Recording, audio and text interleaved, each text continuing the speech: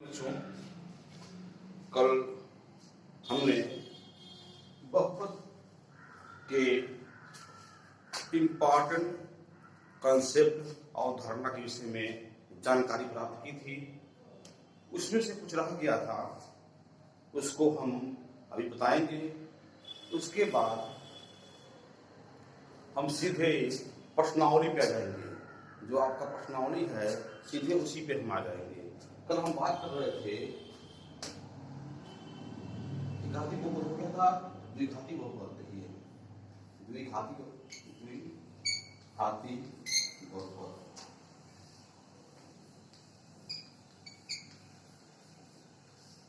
इसका डिफिनेशन था, घात 2 वाले बहुपद को द्विघाती बहुपद कहते हैं। क्या कहते हैं? घात 2 वाले बहुपद को द्विघाती बहुपद कहते हैं। तो डिफिनेशन लीजिए, घात 2 वाले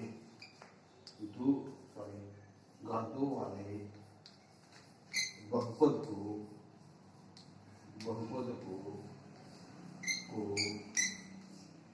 द्विघाती बहुपद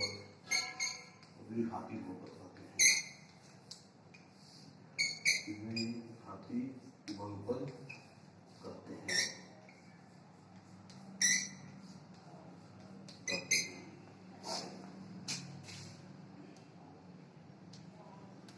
जिसका मानक रूप में बताया था, जिसका एग्जाम्पल था आपका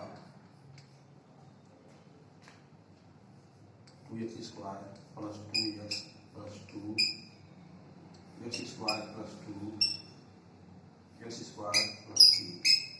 एग्जाम्पल यह हो गया, एग्जाम्पल आपका यह हो गया, एग्जाम्पल यह हो गया। देखिए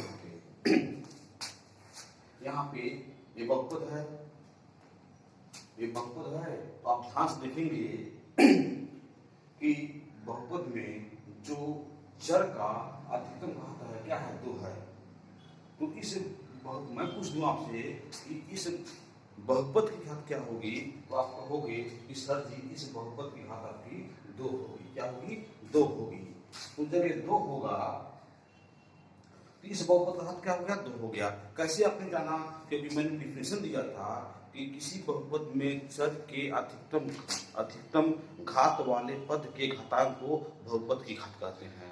तो जब इसका अधिकतम घात, इसमें चर का अधिकतम घात क्या हो गया? देखिए, इस बहुपद में चर का अधिकतम घात हो गया, इसे क्या कहेंगे? इस बहुपद को हम द्विघाती बहुपद कहते हैं। ठीक है? या दूसरे शब्दों में कह सकते हो कि बहुपद में चर के जो चर पे अधिकतम घात होता है, अधिकतम घात अगर 2 है, उसे हम द्विघाती बहुपद कहेंगे। ठीक है? उसी प्रकार से यहाँ पे देखिए, इस x स्क्वायर प्लस 2, यहाँ पे देखिए इस बहुपद की घात क्या है? इस बहुपद की घात 2 है। इसमें इसका मतलब क्या हो गया कि इस बहुपद में जो चर का अधिकतम घात है वो क्या है? 2 है। तो क्या हो गया? ये भी द्विघाती बहुपद हो गया, ये भी द्विघाती बहुपद हो गया। तो अब बात करते हैं हम बात करते हैं तो ax square plus bx plus c, जो आपने एग्जाम्पल लिया था द्विघाती बहुपद का, ये क्या है? इसका उसी का ये जनरल रूप है, आपका व्यापक रूप है, जिसे हिंदी में कहा जाता है व्यापक रूप है, जहां पे ए बी सी क्या है? यहाँ पे यह आपके अचर है तथा ए नॉट इक्वल टू 0। देखिए, कल मैं शायद यही बताने का प्रयास कर रहा था, तभी समय हो गया, इसलिए इसको बंद कर दिया गया था। ये यहाँ पे हम कंडीशन लगाते हैं कि ए नॉट इक्वल टू 0, क्योंकि अगर हम इसका मतलब क्या है कि यह इसका मतलब यह हो गया कि ये जो है वो 0 के बराबर नहीं है। और हम मान लें कि यहाँ पर बात कर रहे हैं कि ये क्या है आपका? यह आपका यहाँ पे बहुपद की घात क्या है? देखिए, इस बहुपद में चर का अधिकतम घात क्या है? 2 है। तो इसलिए क्या हो गया? यह आपका द्विघाती बहुपद हो गया। क्या हो गया? द्विघाती बहुपद हो गया। लेकिन तब होगा कि जब हम a नॉट इक्वल टू 0 यहाँ पे कंडीशन लगाएं, क्योंकि a नॉट इक्वल टू 0 अगर हम नहीं लगाएंगे, अगर सपोज दैट आप मान लीजिए कि a बराबर 0 हो जाए, तो 0 से तो एक की जगह पर हम जीरो रखेंगे और जीरो से किसी भी संख्या अक्षर में मल्टीप्लाई करने से आएगा क्या आपका ये शून्य हो जाएगा। तो हम यहाँ पर बात कर रहे हैं द्विघाती बहुपद का, हो क्या गया आपका एकघाती बहुपद हो गया। इसीलिए द्विघाती बहुपद में जब भी हम व्यापक रूप लिखेंगे तो यह condition a not equal to 0 लिख देंगे, ठीक है, कि ये शून्य के बराबर नहीं है। ये क्या हो गया ax square plus bx plus c, ये क्या हो गया ये द्विघाती बहुपद का यह व्यापक रूप हो गया।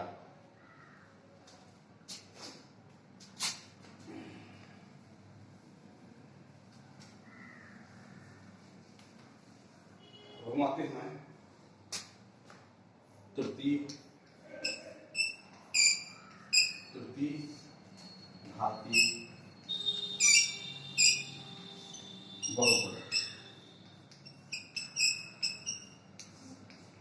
जिस तरह आपका घात एक वाले बहुपद को एक घाती बहुपद कहते हैं, घात दो वाले बहुपद को द्विघाती बहुपद कहते हैं, उसी प्रकार घात तीन वाले बहुपद को क्या कहेंगे तृतीय घाती बहुपद कहेंगे। क्या कहेंगे तृतीय घाती बहुपद। एग्जाम्पल इसका हम लिख रहा हूं कि घात तीन वाले बहुपद को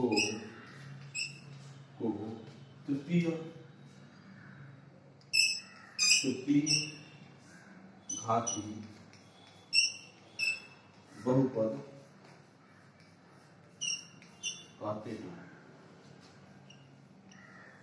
कहते हैं। ये हो गया एग्जाम्पल दे दीजिए।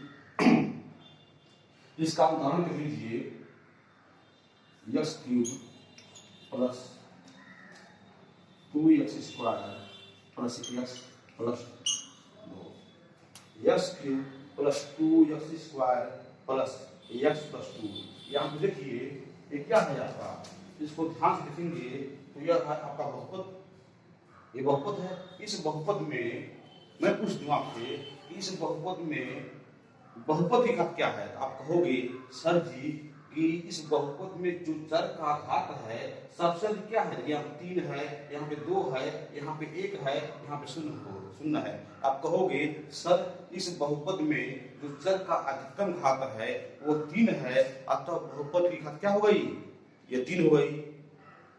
क्या हो गया बहुपद। आप कहोगे, मैं फिर से रिपीट कर रहा हूँ इसको ध्यान से देखोगे तो यहाँ पे देखिए x पे 3 पावर है, x पे 3 घात है, x पे 2 घात है, x पे 1 घात है, यहाँ पे x पे 0 पे 1 घात है, सॉरी x पे 0 पे आपका 0 घात है। तो आप जानते हो कि x पे पावर 0 का जो मान होता है वो 1 होता है, आप ऐसे लिख सकते हो। तो आप कहोगे कि मैं पूछ दूं कि इस बहुपद की घात कितनी है, तो आप कहोगे सर जी आपने बताया है डिफिनेशन यह है किसी बहुपद में चर के घात वाले पद के घातांक को, किसी बहुपद में चर के घात वाले पद के घातांक को बहुपद की घात कहते हैं। तो सर जी इसमें जो चर है उसका अधिकतम घात क्या है 3 है, अतः बहुपद की घात कितनी हो गई, तो बहुपद की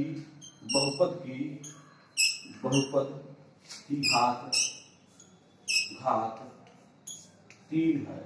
तो अभी मैं लिखाया हूं कि घात 3 वाले बहुपद को क्या कहते हैं, तो यहाँ बहुपद की घात 3 हो गई, तो आप बहुपद की घात 3 वाले बहुपद को हम तृतीय घाती बहुपद कहते हैं। ऊपर की डिफिनेशन लिखा गया है कि घात 3 वाले बहुपद को तृतीय घाती बहुपद कहते हैं। यहाँ इस बहुपद में बहुपद की घात कितनी है 3 है, तो क्या हो गया जब बहुपद की घात 3 हो गया यह क्या हो गया आपका तृतीय घाती बहुपद हो गया। ठीक है, एग्जाम्पल और ले लीजिए। यहाँ पे देखिए यहाँ पे है, देखिए एग्जाम्पल में ले रहा हूं x क्यूब प्लस 3। यहाँ भी ध्यान से देखिए, यहाँ भी बहुपद की घात क्या है, यहाँ भी बहुपद का घात क्या है आपका, मैं कुछ दूसरी इस बहुपद में अधिकतम घात क्या है, तो आप कहोगे सर जी इस बहुपद में जो चर का अधिकतम घात है वो 3 है, अधिकतम घात कितना है 3 है। तो क्या हो गया कि चूंकि चर का अधिकतम घात यहाँ पे 3 है तो बहुपद की घात कितनी हो गई, बहुपद की घात भी 3 हो गई। तो घात 3 वाले बहुपद को क्या कहेंगे, घात 3 वाले बहुपद को हम तृतीय घाती बहुपद कहते हैं। हो गया, ठीक है। अब हम आते हैं इसके स्टेप इसके व्यापक रूप के बारे में। तो इसका व्यापक रूप होता है ax square sorry ax cube plus bx bx square plus cx plus d। आप लिखा होगा a b c d क्या है यहाँ पे अचर हैं तथा a नॉट इक्वल टू 0। देखिए ये क्या हो गया ax cube plus bx square plus cx।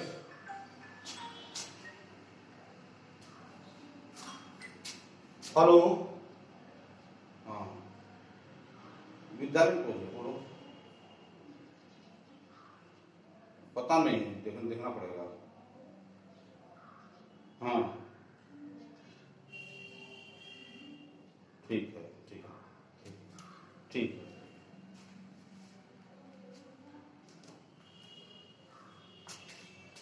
देखिए ये क्या हो गया X cube plus B X square plus C X plus D को तृतीय घाती बहुपद का हम व्यापक रूप कहते हैं। क्या कहते हैं इसको हम इसका व्यापक रूप कहते हैं जहाँ पे ए बी सी डी क्या है अचर है, यस क्या है यहाँ पे चर है तथा ए नॉट इक्वल टू 0।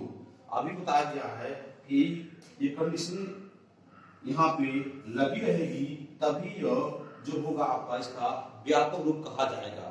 क्योंकि अगर ए 0 हो जाए तो ये शून्य को एक्स क्यूब क्या हो जाएगा शून्य हो जाएगा पूरा। तो हम बात कर रहे हैं तृतीय घाती बहुपद का और हो गया आपका द्वितीय घाती बहुपद हो गया। ध्यान से देखिए मैं इसको रिपीट कर रहा हूँ यहाँ पे ए नॉट इक्वल टू 0 ये कंडीशन यहाँ पे लगी रहेगी इसके व्यापक रूप में। क्योंकि अरे ये 0 के बराबर नहीं है इसको हम छोड़ दें और ये मान लें कि a बराबर 0 तो 0 से जब x क्यूब में मल्टीप्लाई होगा तो क्या होगा ये पूरा टर्म 0 हो गया ये पूरा पद शून्य हो गया। बचा क्या आपका यही bx square plus cx plus d।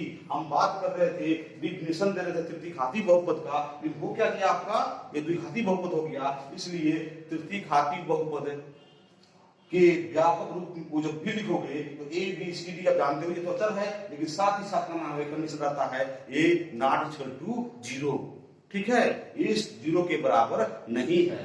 देखिए इसको भी देखिए आप कह सकते हो सर जी ये व्यापक रूप है तृतीय घाती बहुपद का। क्यों क्योंकि इस बहुपद में भले बहुपद है आप कहोगे हाँ सर ये बहुपद है। क्यों क्योंकि यह चर का जो घात है वो क्या है आपका वो पूर्ण संख्या है। हो गया क्लियर 3 है यहाँ पे 2 है देखिए चर देखेंगे यहाँ पे चर 3 है यहाँ पे 2 है यहाँ पे 1 है यहाँ पे d इंटू एक्स पे पावर 0 एक्स पावर 0 का मान कितना होता है 1 होता है। तो आप देखिए 3 2 1 और 0 जो है वो क्या है आपकी वो आपकी पूर्ण संख्याएं हैं। आपको डिफिनेशन भी बताया गया है कि जब किसी बीजी व्यंजक में चर का घात पूर्ण संख्या होती है उसे ही बहुपद कहा जाता है। यह डिफिनेशन क्लियर होगा कि ये बहुपद है। यहाँ पे देखेंगे अब हम बात कर रहे हैं तृतीय घाती बहुपद की उसमें डिफिनेशन है कि जब देखिए हम कहेंगे इसमें बहुपद की घात क्या है आप देखोगे बहुपद की घात का डिफिनेशन यह है कि इस बहुपद में जो चर का अधिकतम घात वाला पद होता है इस बहुपद में जो चर का अधिकतम घात वाले पद के घातांक को क्या करते हैं बहुपद की घात करते हैं। यहाँ देखिए सबसे अधिक पावर क्या है सबसे जो चर का जो सबसे अधिक पावर है सबसे अधिक घात है वो 3 है। तो इस बहुपद की घात कितनी जाएगी 3 हो जाएगी। इस बहुपद की घात हो गई आपकी 3 हो गई तो इसे क्या कहा जाएगा इसे घात 3 वाले बहुपद को हम तृतीय घाती बहुपद कहते हैं। ये जो X cube plus B X square plus C X plus D क्या है आपका इसका तृतीय घाती बहुपद का आपका व्यापक रूप है ए बी सी डी अचर है साथ ही condition A not equal to 0। ठीक है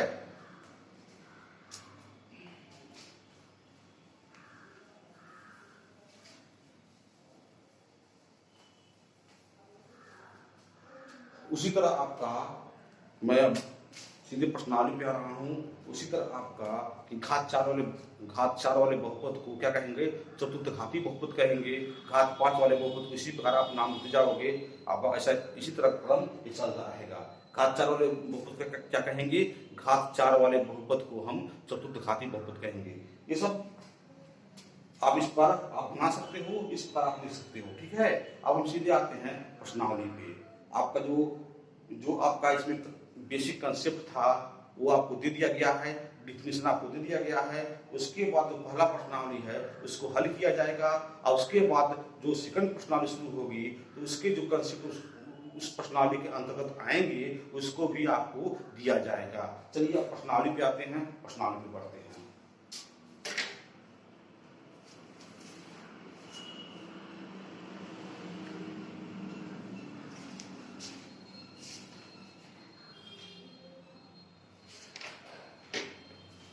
क्वेश्चन है, निम्नलिखित व्यंजकों में कौन कौन एक चर में बहुपद है और कौन कौन नहीं है, कारण के साथ अपना उत्तर दीजिए। पहला क्वेश्चन है आपका प्रश्नावली 2.1, ये प्रश्नावली है 2.1 9 का, और यह है, मैं पढ़ दे रहा हूं से आप लोग ध्यान से सुनिएगा। यह है, निम्नलिखित व्यंजकों में कौन कौन एक चर में बहुपद हैं और कौन कौन नहीं है, कारण के साथ अपना उत्तर दीजिए। जिसमें आपका काफी सवाल दिए गए हैं। जिसमें पहला सवाल है आपका दिया गया है 4x² - 3x + 7। यह है यह जो व्यंजक है यह बहुपद है कि नहीं है, आपसे पूछ रहा है। पहला ही सवाल पूछ रहा है कि जो ये व्यंजक है यह बहुपद है कि नहीं है। तो आप ध्यान से देखोगे तो देखिए यहाँ पे बहुपद होने के लिए बीजीय व्यंजकों में यह होना चाहिए कि जो चर का घात हो वो क्या होना चाहिए, पूर्ण संख्या होनी चाहिए। आप ध्यान से देखिए यहाँ पे चर क्या है, यहाँ पे चर आपका x है, यहाँ पे x पे 0 है। तो अब देखिए यहाँ पे चर की जो घात है क्या है, 2 है, यहाँ पे 1 है, यहाँ पे x पे 0 मतलब 0 है। ठीक है, अचर क्या है यहाँ पे देखिए 4 है, 3 है, 7 है, ये अचर हो गया आपके। तो जो x देखिए यहाँ क्या हो गया, चर हो गया। चर क्या कितने चर हैं देखेंगे, यहाँ पे चर जो केवल एक चर है, केवल क्या है x है। कितने चर हैं, केवल एक चर है, x है। साथ ही साथ जो चर पे जो पावर है, जो घात है वो क्या है, आपका पूर्ण संख्या है। तो जब पूर्ण संख्या है तो क्या हो गया, यह आप कहेंगे बहुपद में, देखिए इसका आंसर हो गया बहुपद में चर का घात पूर्ण संख्या है। देखिए यहां व्यंजक निषेध अच्छा लगा, व्यंजक में चर का घात पूर्ण संख्या है, अतः साथ ही साथ देखिए चर कितने हैं, चर केवल इसमें एक है, x है, केवल चर है, साथ ही है, अतः यह एक चर में बहुपद है। क्या है, एक चर में बहुपद है। ये ऐसा आंसर हो गया। देखिए सबसे पहले ये दिया है, बीजीय व्यंजक दिया हुआ है, आपसे पूछ रहा है कि आप बताइए क्या एक चर में बहुपद है कि नहीं। तो आप सबसे पहले देखेंगे इसमें चर कितने हैं, देखिए चर है केवल एक ही चर है, x है, एक चर में हो गया।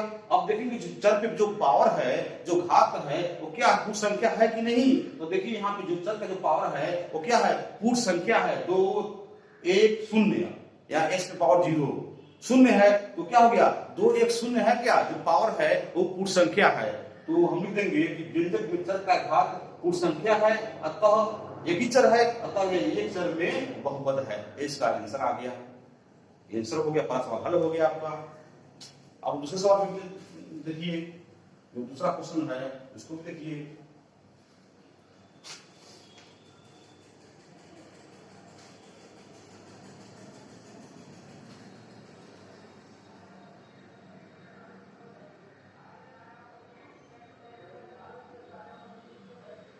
देखिए दूसरा क्वेश्चन है आपका, इसको मैं बता रहा हूं, y + 2y। पूछ रहा है कि क्या यह जो व्यंजक है, ये जो बीजी व्यंजक है, क्या एक चर में बहुपद है कि नहीं, एक क्वेश्चन पूछा है। पहला जो सवाल है यही है कि आप बताइए कि बीजी व्यंजक एक चर में बहुपद है कि नहीं, यही आपसे पूछ रहा है। तो सवाल है आपका y प्लस 2/y, ठीक है।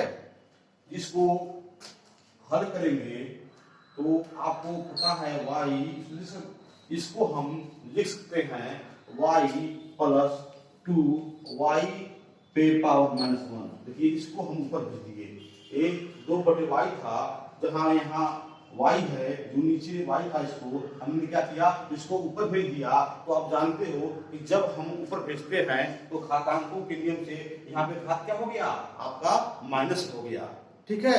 एक घातांकों के नियम से किया गया है, ठीक है।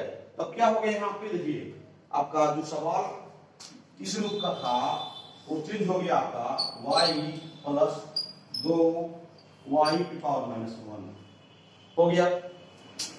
अब ध्यान से देखिए ये क्या है, ये बीजी व्यंजक है।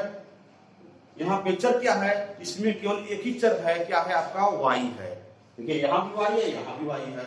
आप देखेंगे कि क्या जो चर y है उस पे पावर पूर्ण संख्या है कि नहीं। देखिए यहाँ पे क्या है, आपका पावर 1 है, लेकिन इसका जो द्वितीय पद है, इस बीजी व्यंजक का जो द्वितीय पद है उस पे देखिए 2y पे पावर -1 जो द्वितीय पद है, उसमें y का घात क्या है, उसमें y का घात आपका माइनस है, क्या है आपका -1 है। तो -1 क्या है, -1 आपका पूर्ण संख्या नहीं है, अतः यह एक चर में बहुपद नहीं है। इस सवाल को मैं फिर से रिपीट कर रहा हूं, देखिए बहुत इंपॉर्टेंट सवाल है। क्वेश्चन था कि y प्लस 2/y, आपको पता लगाना था कि क्या ये एक चर में बहुपद है कि नहीं है। तो सबसे पहले इसको हमने सरल किया, y प्लस 2, इस y को हमने ऊपर भेज दिया। जो ऊपर भेजेंगे तो घातांकों के नियम से यहाँ पावर क्या हो जाएगा, आपका -1 हो गया। y पे पावर कितना हो गया, y पे घात -1 हो गया।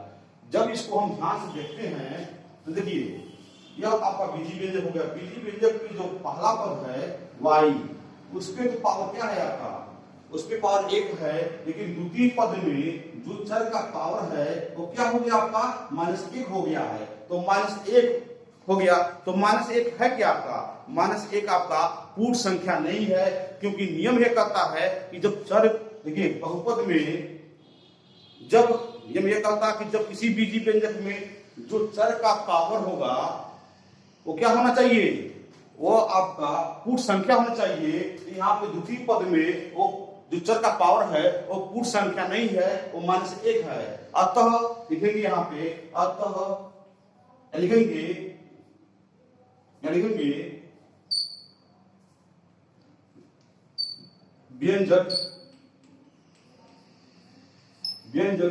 के द्वितीय पद में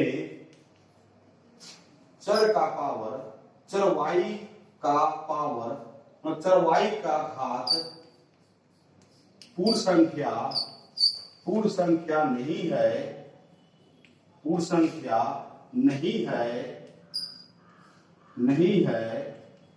अतः यह एक चर में बहुपद नहीं है। आसानी से हल हो गया। आपको उसकी कंसेप्ट, उसकी अवधारणा, उसकी परिभाषा आज सब याद हो जाएगा। इसी को आप बहुत आसानी से कर सकते हो, ठीक है। ये 2 सवाल हमने हल कर दिया है, और अभी मैं होमवर्क के लिए कुछ सवाल को मैं आपको यहाँ पे ब्लैक बोर्ड पे लिख दूंगा, जिसे आपको घर पे होमवर्क के रूप में इसको करना है, ठीक है। अब मैं अगले सवाल पे आ रहा हूं।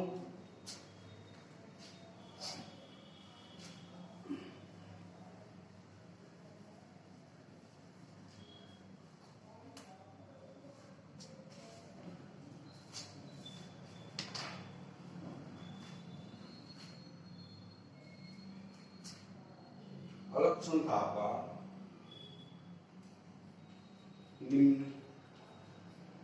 मैं पढ़ दे रहा हूं, ज्यादा अच्छा रहेगा। निम्नलिखित में से प्रत्येक में एक्स स्क्वायर का गुणांक लिखिए। क्या पूछा है? निम्नलिखित में से प्रत्येक में एक्स स्क्वायर का गुणांक लिखिए। चलिए लिखिए।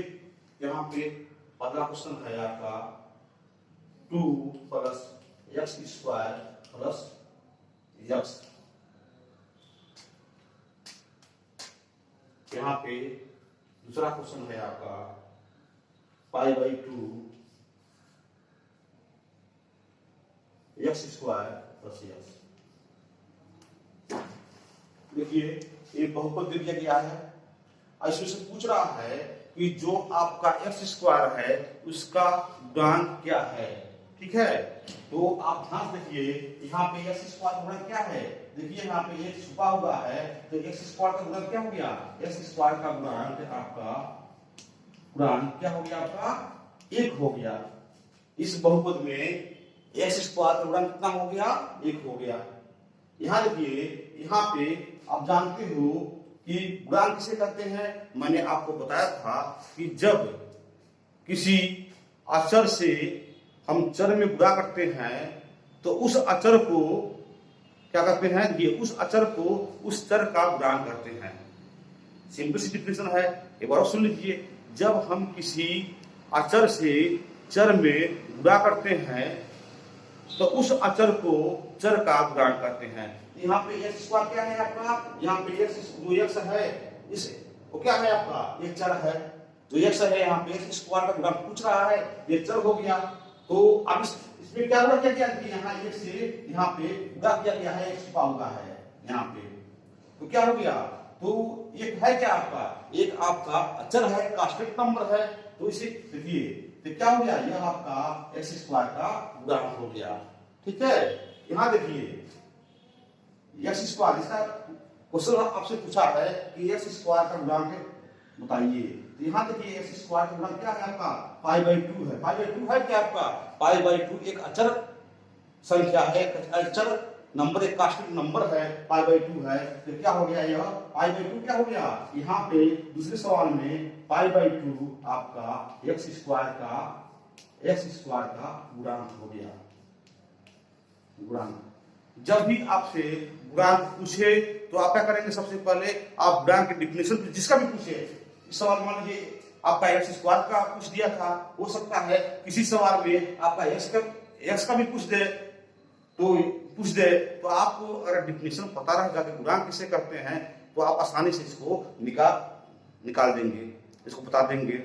क्योंकि गुणांक का डिफिनेशन कहता है कि जब हम किसी कांस्टेंट या उसी को हिंदी में आप कह सकते हो कि जब हम किसी अचर से किसी चर में गुणा करते हैं तो उस अचर को क्या करते हैं? इस चर का गुणांक करते हैं। इस अचर को देखिए, इस अचर को इस चर का गुणांक कहेंगे। यहाँ पे एक है, इस अचर को एक को इस चर का गुणांक कहेंगे। क्लियर हो गया? तो यहाँ पे आंसर आ गया कि एक्स स्क्वायर का गुणांक 1 है। यहाँ पे आंसर आ गया पाई बाई 2 जो है आपका एक्स स्क्वायर का गुणांक है। ठीक है, ये 2 सवाल हल हो गए आपके। सिंपल सवाल थे, बहुत आसान सवाल थे। आपको डिफिनेशन पता रहेगा, कंसेप्ट पता रहेगा, परिभाषा पता होगा तो आप आसानी से इसको हल कर सकते हो।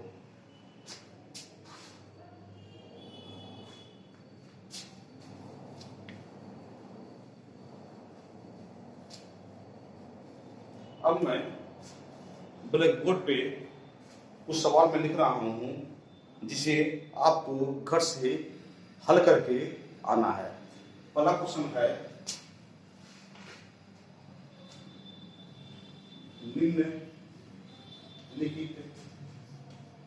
निम्नलिखित व्यंजकों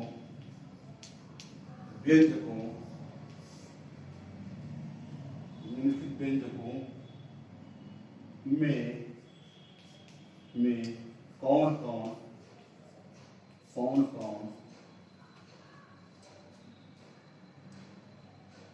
एक चर में बहुपद हैं, कौन नहीं है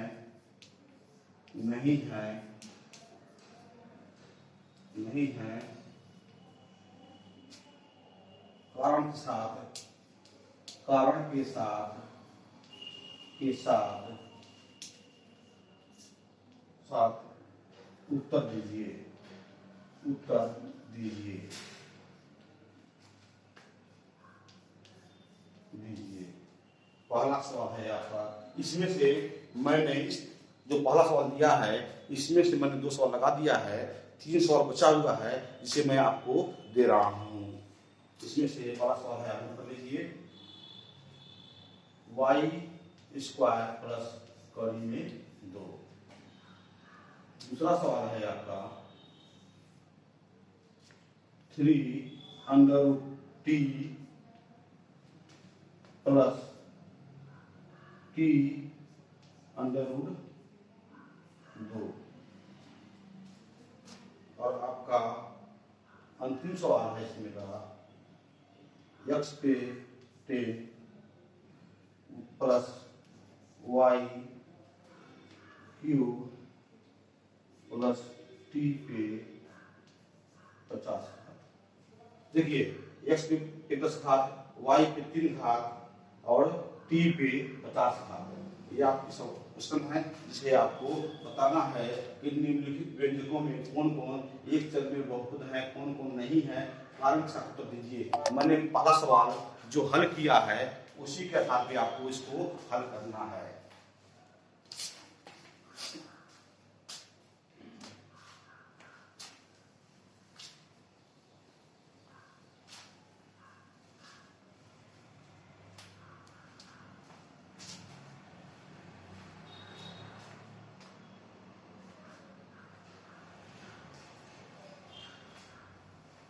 क्वेश्चन नंबर 2 देखिए, क्वेश्चन नंबर 2 है आपका निम्नलिखित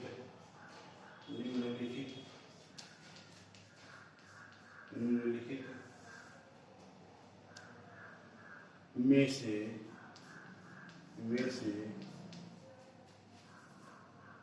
प्रत्येक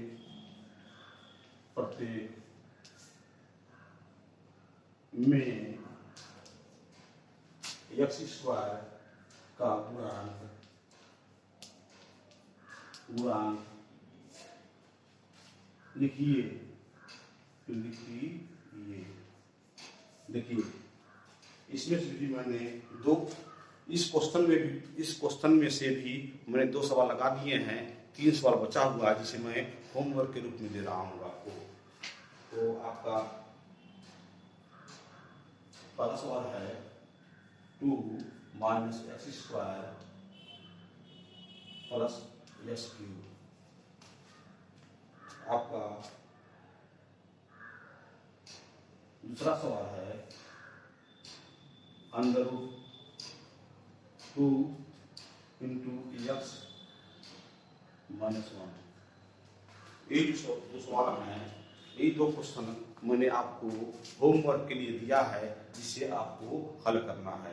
ठीक है बेटा, 2 सवाल हो गया है। क्या करना है, निम्नलिखित में से प्रत्येक में x स्क्वायर का गुणांक लिखिए। आपको जब मैं 2 सवाल बताया हूँ, दूसरा क्वेश्चन मैं बता रहा था, तो मैंने इसमें आपने देखा होगा कि मैंने x स्क्वायर का गुणांक मैंने निकाला था, मैंने लिखा था। उसी के आधार पे इसको आपको हल करना है। बस आज के लिए बस इतना ही। बहुत बहुत धन्यवाद। अब इसके बाद हम फिर चर्चा करेंगे।